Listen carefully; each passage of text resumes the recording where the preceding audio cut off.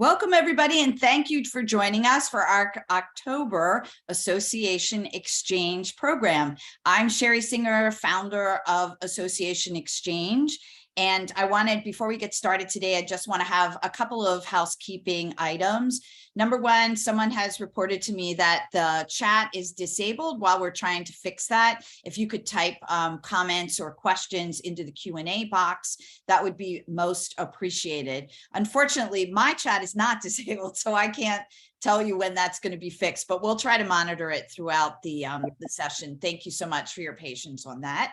I wanted to also share with you that our last program of the year will be on ethics, featuring Mariama Bomi, and she's going to be talking about brave choices, more voices, aligning ethics and DEI for your association. And that program will be on Wednesday, November 16th. We always have our programs from noon to 12:45. We stay a little bit longer than 12:45 if we have some extra Q&A. I'm going to turn it over to Jamie Ballou, who's one of our co-organizers, and Jamie is going to be introducing our speaker today. Jamie. Thank you, Sherry. Before I introduce our speaker, I want to first recognize and thank our Association Exchange volunteer, Ken Shopman, for his efforts in pulling this program together. We really couldn't host our monthly programming without the help and support of our volunteers. So thank you, Ken. And now our speaker, Bruce Rosenthal. For more than 20 years, Bruce has served as a strategic advisor, consultant, and educator to associations and not-for-profit organizations. In this role, he's created corporate partnership programs that increase revenue, add membership and constituent value, and foster organizational sustainability. As the founder and convener of Partners Professional Network, an organization for association executives, Bruce helps associations to identify and foster corporate partnership and sponsorship innovations, best practices, opportunities, and solutions for sponsorship programs.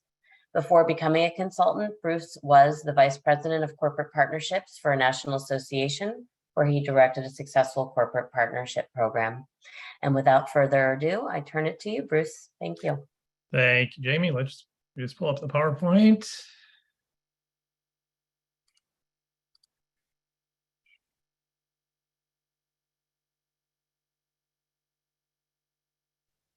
All right. Hello, everybody. Thank you for joining. So this is about 12, 14 years ago. My boss said to me, I was working at a large national association, and then the CEO of the association said, "Do you want a new job?" And my first thought was, "You mean here at the association or elsewhere?" And he said, "No, here at the association." The association had been going through a major revamp of its corporate sponsorship program and went from a very eclectic program that was bringing in some revenue, but it had about 50 companies in 4 categories, 200 sponsorable components at the conference, other webinars and white papers and things that were sponsorable. And the association had brought in a firm that completely revamped the program, the packaging, the pricing, the number of companies, and all of that. And the last recommendation from the consulting firm was a senior level staff person to run the new program. So the CEO was asking me to take on that role.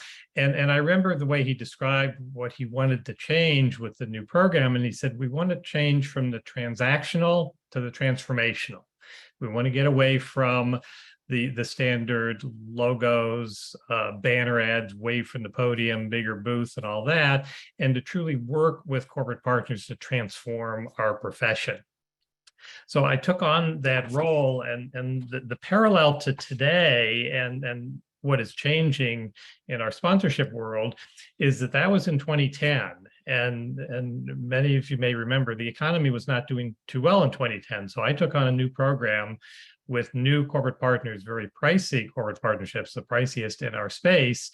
And we had some companies that I knew were going to get little new business in the coming years, some developers, banks, architects and such, because our members just weren't buying those sorts of services. It wouldn't be because of the economy. So business was changing, the economy was changing.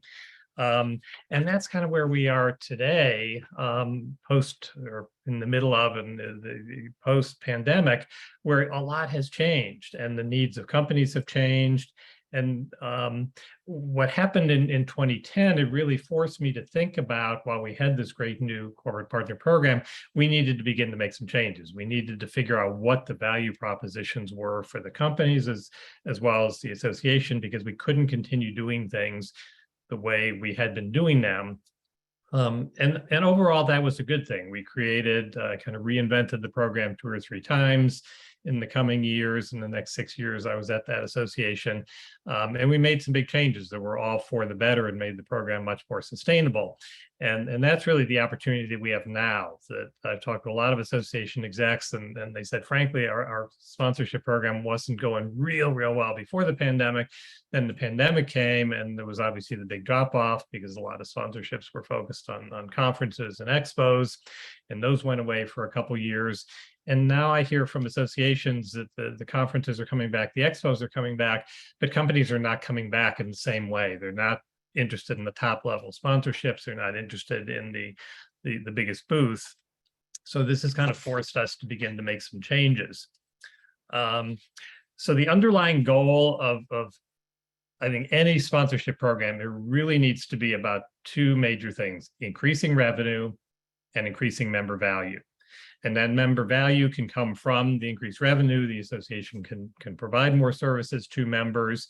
And a good sponsorship program, going back to what the CEO had told me in 2010, was to work with corporate partners to transform the profession, to transform the trade of the association. So really finding ways to partner with companies to add value for members. And I think it's also important to remember that there are really 3 key rules for a good sponsorship program. The first rule is any sponsorship program really needs to be aligned with the mission of the association. So that may appear to go without saying, but I think always useful to reinforce. And rule number 2 is we need to focus on members' needs and not the sponsors' needs first. We need to accommodate the sponsors' needs if they're going to be sponsors, but we really need to focus on members' needs. And rule number 3 is not to forget rules number 1 and number 2. So I think these 3 rules are also good grounding for demonstrating to association staff and board members that this is the focus of the program, that we're not going out there to sell anything to any company for any amount of money, but that we're really focusing on the association's mission first and the needs of its members second. And in fact, there was an association I was doing some work for 4 or 5 years ago, and the CEO called me and said, "Can you come down to my office?" This is when before everything was Zoom, we actually traveled to people's offices for meetings, and I went down to her office, and she said, "I have this challenge." She said, "I was at a conference last week, and I was having dinner with one of a company that I thought would be a corporate partner.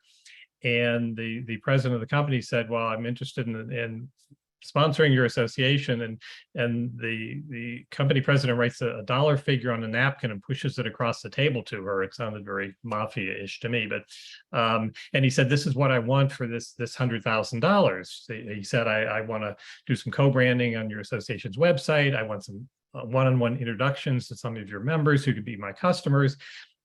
And the association CEO said, 'I just don't feel comfortable with that, but it's $100,000. And I said, "Well, let's think about mission first, member need second. Don't take the $100,000. It's just a slippery slope." So, documenting rule number 1 and rule number 2, and demonstrating to board and staff that these are the guidelines is helpful. And I think also demonstrating to corporate partners that these are our rules, that we are not taking any amount of money, no matter how big the dollar figure is you put on the napkin, but that we do need to adhere to mission and members' needs. And just one other footnote, everything I talk about today can be scaled up or scaled down. So sometimes they may refer to examples or dollar figures, and some folks might say, well, our association could never do that. But pretty much all of these practices can be scaled up or scaled down. So 10 ways to make the most of these changes that have been kind of put upon us, that were put upon me in 2009 and 10 with the changes in the economy then, and combined with the impacts of the pandemic. So I think the first guideline is really to move from a basic plan to a business model for a sponsorship program.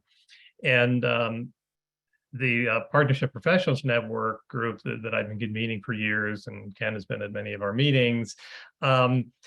We were getting ready to start a meeting about 4 years ago. We had an agenda topic for the meeting, and somebody from a mid-sized association came into the room and she said, "Guys, I know we have an agenda topic, but I got a problem. Can you guys help me with this?" And we said, "So tell us about the problem, Kathleen." And she said, "Well," she said, "our conference is coming up in 3 months. Registration is tanking. We really need money. The CEO told me, since my role is sponsorships, add a couple sponsorship categories, find companies, sell more sponsorships to fill the revenue gap." I'm not even sure it's a basic plan. It's definitely not a business model for success. There was, first of all, the conference was in 90 days. It had lower attendance because people weren't signing up, so it had less value to companies. And there was no real vetting of, would companies pay for this? Did they need more levels? What price points were they trying to meet? And the idea of a business model, I don't think is foreign to most associations, because I've worked with associations that have talked about new initiatives, a distance learning program, an international program, or research program, and usually there's a lot of research that goes into that. What is the need? How does it help members? What is it going to cost us? Who's the competition? Will we be competing with our state affiliates? How will this really play out? And a business model is created. So I think we need to create the same sort of a business model to move from basic plan to business plan for successful sponsorship programs. Secondly, we need to move from having confidence that our association is the expert and sole source to recognizing that there is competition. So moving from confidence to competition. So who is this competition? And I know when I worked at an association 6, 8, 10 years ago, we would often say to companies, well, if you want to reach our members and teach our members, you got to come through our front door. There is no other way to reach our members. And what we find, especially now, after the last 2 or 3 years of people using social media more, using Zoom more, traveling less.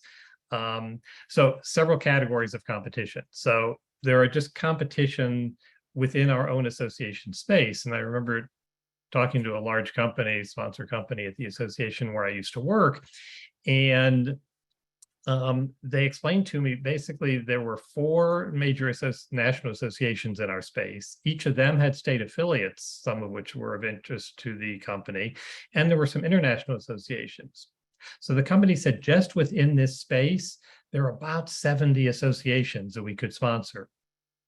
And then they said, we could also expand because we serve other industries and other markets, so we could expand that beyond just your profession or your trade. There are associations in other spaces, and we often think, well, only the companies that serve our members are in the competition mix. But when I had that experience in 2010, the economy wasn't doing too well. The CEO of one of our sponsor companies, a bank, came in to meet with us and explained they were dropping down a level, not because they were cutting their marketing budget, but because they had choices. Our association was in the senior living space. This company, as a bank, financed buildings on retirement community campuses. And retirement communities weren't building at that time because of the economy. However, the bank also financed charter schools, and charter schools were doing really well. So they were taking their money from our association and putting it into the Charter School Association. So in essence, the Charter School Association was a competitor to our association. So looking at all the different industries and verticals that your sponsors are involved in, those other associations could be your competition. And especially if those are large companies like banks, consulting firms, technology companies, and others that serve different verticals. Another area of competition are trade publications, advertorials. Those publications often sponsor webinars, sometimes trade shows. Companies are looking at those as a way to reach members of associations. And then also, of course, social media groups, chat groups, informal networking groups, Zoom, Google. Somebody mentioned to me yesterday, can your association compete with Google for providing the information that members need? So associations are no longer sole source. Companies can reach and can teach members in a whole range of other other venues. So we need to move from kind of this era of confidence in everything we offer to recognizing there is competition. We need to look at ways to move from our internal silos to supporting the sponsorship program. And we often talk about various types of silos within associations. I have found them to be, and from conversations I've had with sponsorship folks who have attended Partnership Professionals Network meetings, the silos are massive when it comes to sponsorships. I mean, to the extent somebody came to one of our network meetings, I think he had a title like Director of Corporate Partnerships, and his boss, the CEO, basically said, go in your office, call companies, sell sponsorships, don't bother anybody else on staff, and don't bother me as CEO. So that is a silo. We need to get away from the silos to really looking at ways that everybody on staff can support the corporate sponsorship program, and really to look at sponsorships like an overarching goal, because it has value and services to be provided to sponsors from all departments. And it was interesting when I had my performance review when I worked at that association as VP of Corporate Partnerships, and my boss said, well, the challenge, Bruce, is that the performance review has a category of how do you relate to your direct reports. He said, Bruce, you don't have any direct reports, but you need to work with every department in the organization to provide benefits to corporate sponsors. So it's a different way of looking at kind of this overarching goal. And this support also relates to the board of directors. So there are also some boards that are less enamored with the value of corporate sponsors, less interested in meeting with corporate sponsors. I was at a forum years ago with an association board and their top level corporate partners for a strategy discussion, not sales pitches, a strategy discussion. And we had it set up with round tables with 7 or 8 board members at each table, a couple of corporate folks, and to answer questions like, what are the biggest issues that keep members up at night? What are the biggest challenges in our profession? And I was described at one of those tables sitting next to the association's board chair, who was sitting with her arms crossed, had no interest in being part of this discussion. However, as the 2 corporate partners at the table began to explain what they saw as the biggest challenges in our space, the board chair leans over to me and says, Bruce, can I have a few sheets of paper from your pad? And she took notes for the rest of the hour. So there are ways to demonstrate to boards that sponsors have a lot of good information and can be good partners with boards, and to create this moving from the silos with both staff and board, moving from silos to moving to a more supportive role. So moving from pieces to platforms, we sell a lot of pieces in many sponsorship programs. We sell ads from the media kit. We sell multiple different levels of sponsorships from the prospectus. I've seen gold, silver, bronze, platinum. I've seen as many as 7 different sponsorship levels. Then I've seen associations that'll have 4 or 5 sponsorship levels at each of 4 or 5 conferences. So 15, 20 different sponsor levels, plus selling other white papers, webinars on the side. And in some cases, different departments are selling to the same companies. So the public policy folks might be in charge of selling webinars, and the communications department might be in charge of selling white paper sponsorships. And then in some cases, they're outside agencies selling. So often when I talk to corporate partners, they say we get 3-4 calls a month from one association, just from all the different people that are selling things. The reality is what most companies are interested in now, the larger companies, they're interested in year-long customized sponsorships. And I have long lists of quotes from sponsors saying, we market 365 days a year. So even a great conference, and even a great conference with a little pre and post visibility, is not really going to move the needle on our company's marketing strategies. So we really are looking for year-long engagements with companies, usually not logo placements. In fact, a company I used to work with I'd been requesting their banner ads and their logos for the conference signage for a couple of weeks, and they're kind of slow to send the information. And they finally said, you know, Bruce, we've been a top level sponsor for 20 years. We haven't changed our name. Everybody knows who our company is. We don't need another logo placement. So that, again, was part of my push back then in 2010, 2011 to move the program beyond the logos and the banner ads and the shout outs in the podium to really finding ways to engage with companies. And companies also really want to be not just the visibility year long, but to really be part of the conversation, not sponsor the conversation. So some companies, and now when I think back to when I ran the program before we began to expand it and improve it, that it was probably borderline insulting to some of the companies to go to a company that was a marketing firm and to say, oh, would you like to sponsor our session or our webinar in marketing? We'll put your logo on the last slide or put your contact information on the last slide. And the company would be like, well, why am I not being invited? Not to do a sales pitch, but why am I not being invited to be on the program and not just sponsor the program? So as part of this kind of going from selling pieces to really selling platforms or marketing platforms is the concept of moving from selling stuff to selling solutions. And I think in the past, we've thought selling a lot of different things, ad buys, bigger exhibit booth, sponsoring the lunch at the conference and all of that kind of added up to a solution. And I think what the companies have begun to figure out is they really scrutinize the value of sponsorships and comparing different sponsorships and other ways to sell to spend their marketing dollars.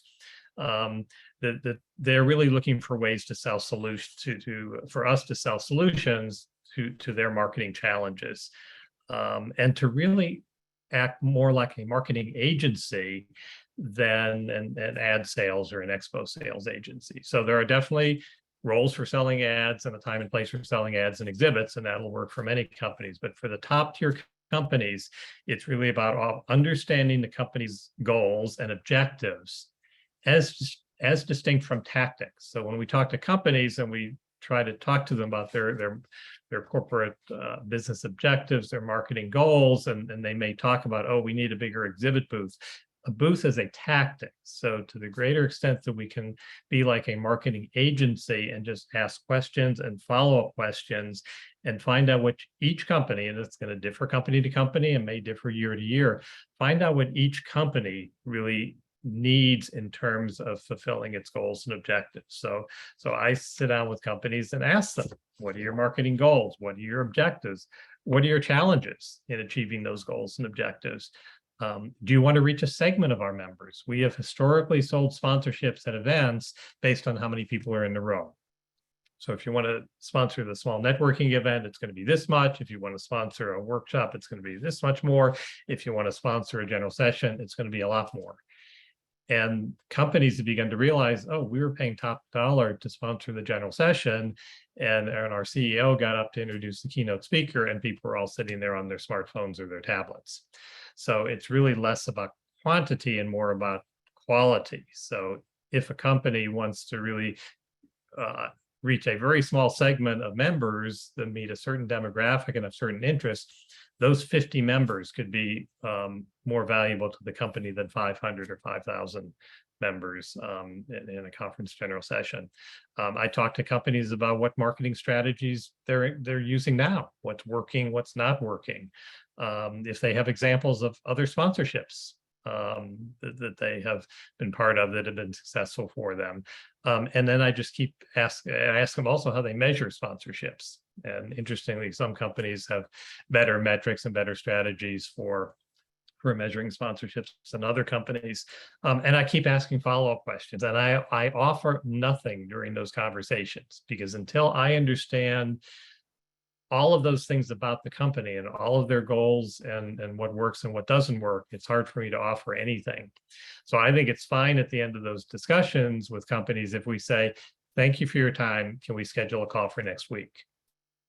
And then in the interim, I would go back to the office and I would meet with my colleagues and I'd say, wow, the company, it looks like if we came up with this communication strategy or this webinar or this survey of a listserv, of our members and then something at the conference. Let's go back to the company with not a list of stuff, but solutions, and really go back to the company and say, you really said you wanted to move the needle by educating these certain segment of our membership about this thing that your company is doing or is smart about.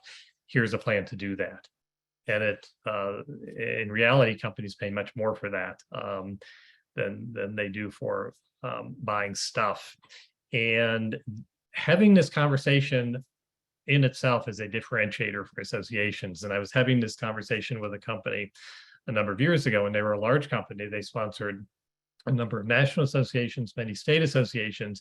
And I was 10 minutes into my questions, and they interrupted me and they said, can we just mention something? And I said, sure. And they say, we do sponsor dozens of associations, and nobody's ever asked us these questions before. So it is a differentiator and just shows your association's interest in really partnering with those companies to find solutions to their challenges. And generally, companies will spend more on marketing agency type services than on sponsorship services. And I think this is just the history of sponsorships and how we've sold them for conferences that companies have felt, oh, well, sponsorships must be pretty transactional and tactical. They're looking for deeper engagement.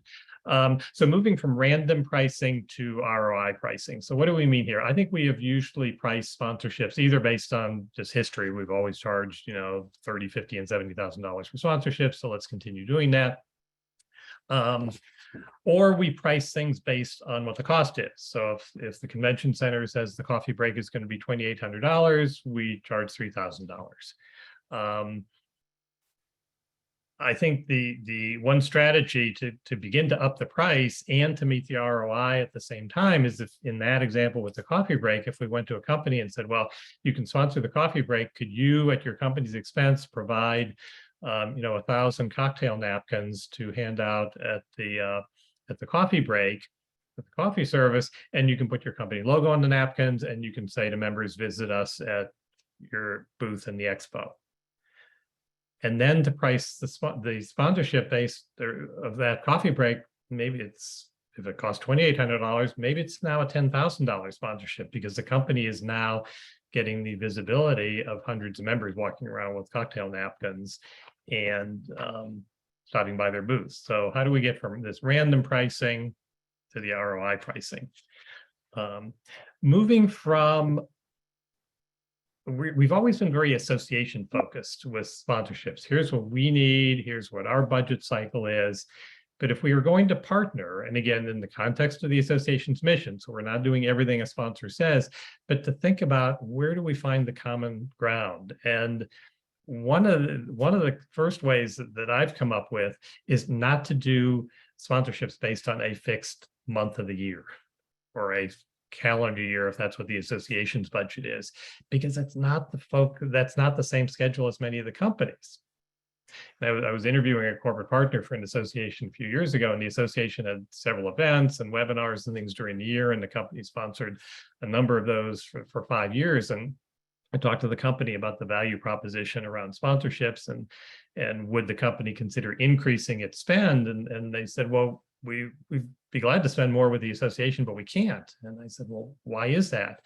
And they said, well, the association comes to us 6 times a year to buy different things, stuff, pieces, but that's not when we're setting our company marketing budget. So if we could actually sit down with the association when we are setting our budget for the coming year, then we would be more likely to increase the spend. So moving from association focused to sponsor focused. Also moving from marginal service to marketing agency service. And the transition of a lot of associations is that sponsorships have been an add-on. It's been an add-on position for the membership director or the expo salesperson, or sometimes outsourced to an expo salesperson.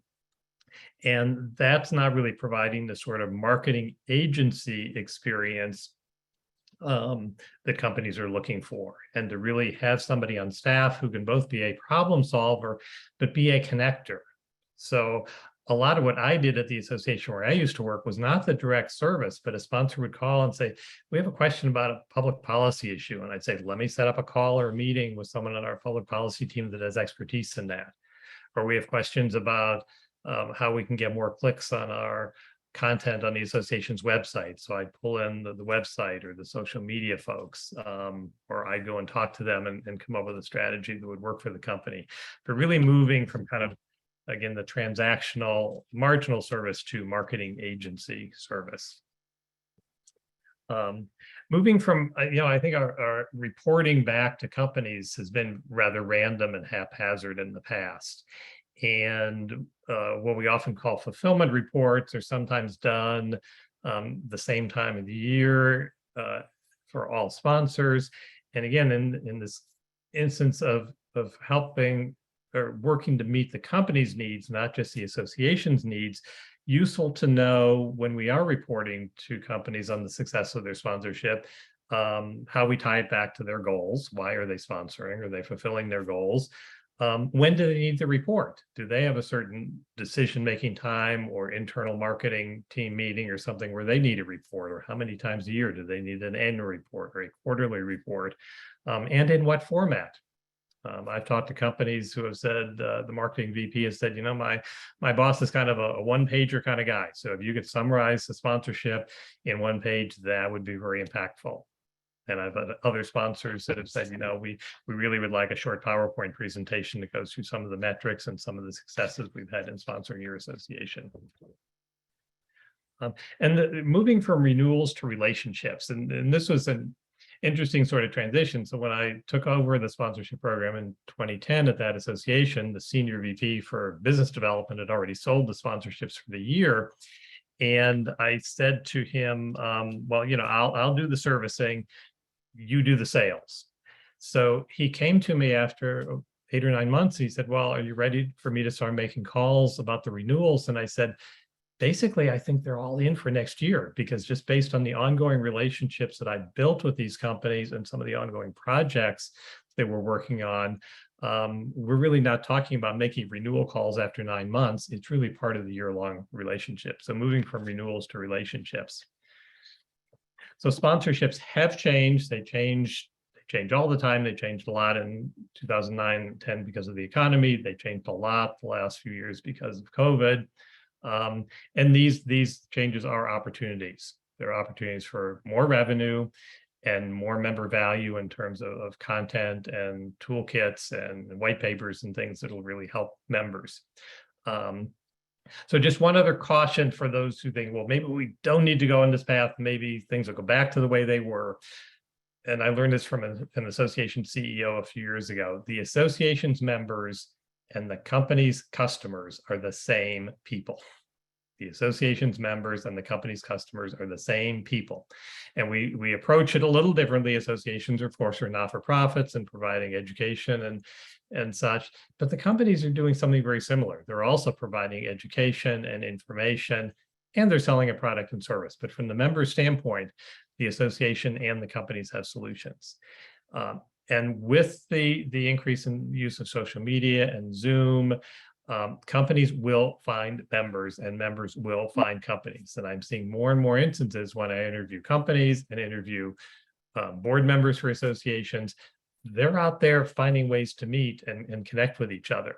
And not just for members to buy things, but because members are benefiting from information, conferences, webinars, educational information on companies' websites.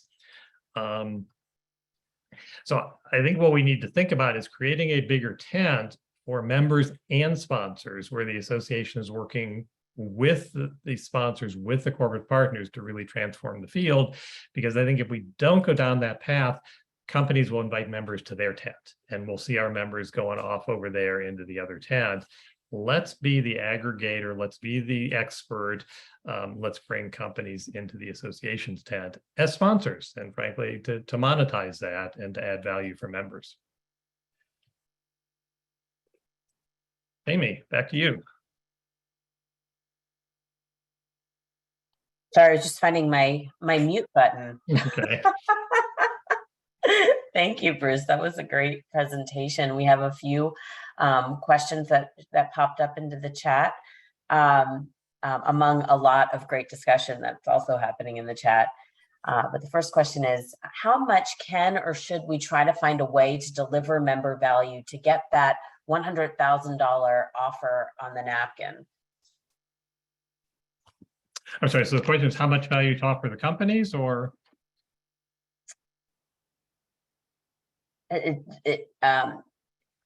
Yeah, how much should we try to find a way to deliver that value to get, to the sponsor? Well, I think in terms of, to determine what the value is, it's really understanding companies' ROI. And that can be done by asking companies. It can be, I've done it in the context of signing a non-disclosure agreement where they will say, I had a company, it was a bank, so a larger institution. They said if they got one client, one financing during the year, that would pay for their almost $200,000 sponsorship.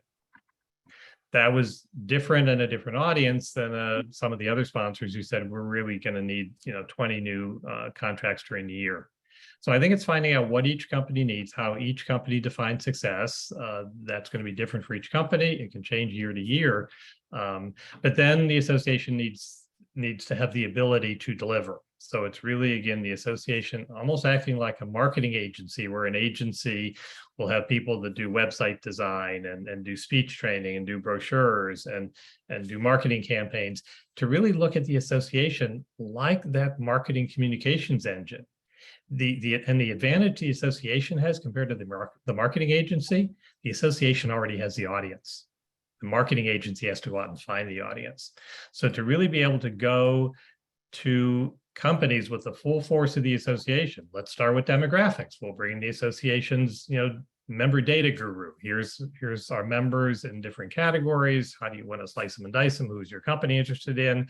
Let's connect with the social media folks if we need them. Do we want to have a forum for your company with the board of directors to do problem solving? So it's really kind of looking at the association as somewhere between a think tank and a marketing agency to deliver to the companies, and again, always in the context of the association's mission and needs of its members. Great, thank you. The next question is, how do you present the information to the board so that your directors measure the success of the supplier program, not only on how many dollars it brings in, but also on whether the suppliers and partnerships are transformational? So it's interesting. The other way, I think we've kind of flipped things around over the years is we used to start off with kind of what are those transactional things that we can offer to companies, the booth, the banner ads, and all of that. And what I often do now is start with the member focus. So looking at the latest member survey, looking at the latest reports from the CEO and board and staff who have been out talking to members. What are the top 4 or 5 or 6 things members really need that the association doesn't have the time to implement?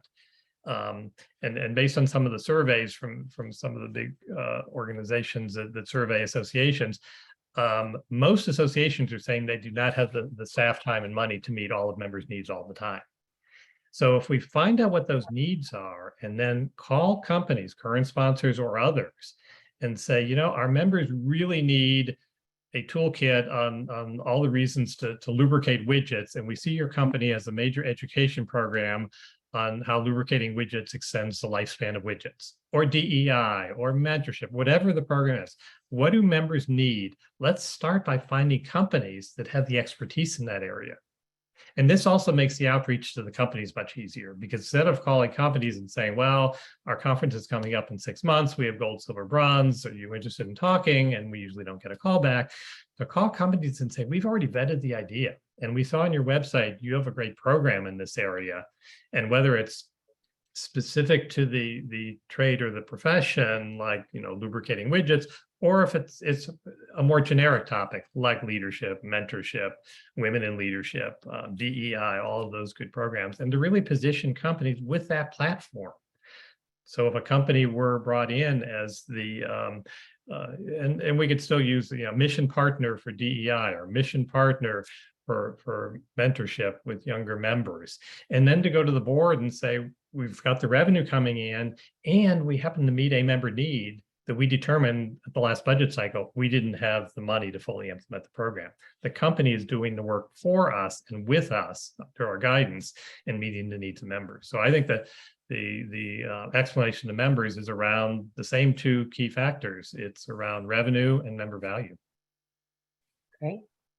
The next question is, can we be walked through an example of an organization acting like a marketing agency in the sponsorship process and balancing it with the rules of sponsorship, mission alignment, needs of members, and then those outcomes? The participant says, I think part of my dissonance is that these seem to be at odds with one another, but thinks that there can be some alignment. Yeah, I think a good question. And yeah, I think the alignment does come from starting with the needs of members. And so one quick example, when I worked at that senior living association, there was a company there were a couple major companies that provided dining services for retirement communities, which is mega contracts, multi-year contracts, big business. And there was a very small company, a new player in the space, who was trying to get some visibility. And they realized they couldn't do it just by getting a bigger booth, because they could never get the mega booth to compete with the biggest players in that space. So we sat down with them to talk about a sponsorship. We did not have any prospectus. We did not have any price sheet with us. And we talked to them about what their needs were around visibility and getting their name out. And what we came up with after we talked to them and then sat around as a staff team and thinking about it was a year-long program that started with a survey of one of our listservs of retirement communities. And we were asking questions about not about that company's name recognition, but companies around questions around nutritious dining, and if that was a priority for seniors and in retirement communities and those sorts of questions. We finished the survey and we did a short white paper based on the survey findings. We pushed out that survey in a webinar featuring the company coming in, not selling anything, but talking about, well, we've identified that of the retirement communities that responded, 80% said this is where the needle's moving on nutritious dining. So the company was positioned as a thought leader. And then we did something at their booth at the convention with some of the survey findings. So when they first came to us, we weren't necessarily thinking that nutritious dining was a top priority for the association's members, but it definitely informed members in a very positive way. And the company was delighted with, and it was interesting after we presented that idea to the company and we said, oh, and by the way, you get a booth and these banner ads, and they were like, well, whatever, you can throw that in, but we really want the listserv survey, the webinar, the white paper, and to highlight that at our booth. So it hit those marks of meeting the member needs, bringing in revenue for the association, and the company was delighted at the end. And I think it was also us acting like a marketing agency, thinking that through with them. And I think the other point underlying that good question was we had control of the process. We didn't say to the company, what do you want? Because then you end up with the example I gave earlier of the company that says, well, we'll give you $100,000 if we can co-brand your website. So we control the process. We make the offer of the benefits. Then it makes it much easier. We're offering things that are in alignment with our mission and members' needs. Excellent. A tactical question. How would you suggest moving away from logos and moving toward branding? It's really, I think starting with conversations with the top tier companies, and those can be either companies with the biggest exhibit booth, or if you sell a lot of things during the year, are there a few companies, or even, working with the finance team, looking at the purchases by company during the year. So here's a company that bought the biggest booth and 2 webinars and a white paper and something else. They're the biggest spender. Let's have a conversation with them. Let's ask them those questions about what their business goals are, their marketing needs, how they measure the success of a sponsorship, how they want to be known in the space, how they think they're known to members now, how they want to be known. And to begin that process of focusing on the needs of the companies, and then to go back to staff and say, how would we package this? And the pricing, no longer, it's interesting when we think about the marketing agency analogy, marketing agencies don't have gold, silver, bronze packages and specific price points. And one client of a marketing agency might pay $40,000 and someone else might pay $400,000. And if we're concerned that companies are going to talk to each other in the exhibit hall, it's like, they're buying different things. They're getting different services, so they don't all have to be at the same price point. So it's then finding that price point. And, I think we do some of that pricing now in associations, especially around grants. We figure out how many hours of, the person who does the grant research, what is their time worth? And then we're going to push out a report through the communications team. What is their time worth? And the CEO is going to have 20 hours of her time involved. What is that time worth? So we do a lot of that sort of pricing with grants. I think we can do the same thing in developing marketing proposals for companies and how to price them. Excellent. Well, I'm going to go a little bit out of order. We have 2 questions remaining here. But I think this next question kind of piggybacks slightly tangentially off your last response. How do you solve the ethics issue of having to pitch the opportunity to all corporate partners versus vetting them out to specific people? Well, in a way, I think this sometimes makes it easier because, in the past, when we had the platinum, gold, silver, bronze, and everybody got the same stuff at each level, the same size exhibit booth, the same number of banner ads and such.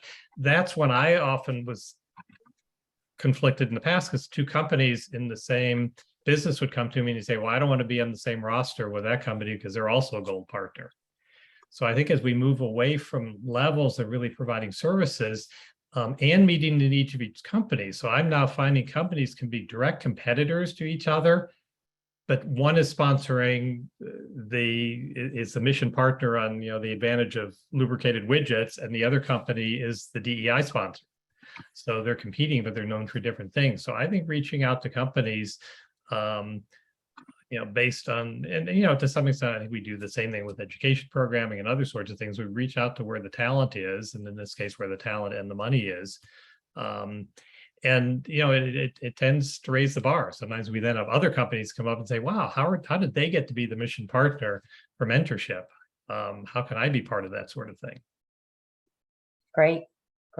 And the last question I have for you, Bruce, is going back to the idea that all these ideas can scale.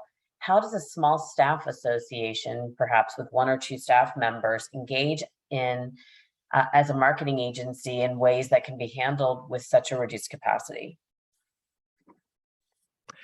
It is hard when it's only 1 or 2 staff people, but it could be starting by reaching out to 2 or 3 companies, whereas a larger association might reach out to 20 companies. So when we kind of again break away from the gold, silver, bronze, we need 5 companies in each category to, there are also no specific rules. If we want to start with, can we bring in 2 new sponsors in the coming year and then scale up? But it's also like any business. So going back to the business model, it is going to be difficult to expand without investing something. Now, again, it's harder if an association has 2 staff to increase staff by 50% and then add a 3rd or 4th person, and whether that's a consultant or whatever marketing firm, they can help with that. But like any business, I mean, if we're using one of my restaurant analogies, if the local restaurant says we want to open a catering operation to provide more customized service to our top customers, that's not going to happen with the current kitchen capacity and waiter and waitresses. They're going to have to hire a catering director, and they're going to have to hire a salesperson. They may need to hire more folks to work in the kitchen. So it's looking at the investment, but I think it's also possible to scale that up. Can we bring in 1 or 2 sponsors this year? Wow, that'll give us some discretionary revenue. Now maybe we can bring in a half-time person who can expand this to 3, 4, 5 sponsors over the coming years.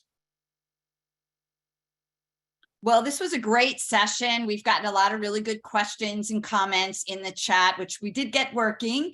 So thank you all for being with us. And I invite you to join us next month on November 16th, when we'll be talking about ethics with Mariama Bomi. Again, Bruce, thank you so much for a great program. Thanks, everybody. Have a great day. Thanks, everyone.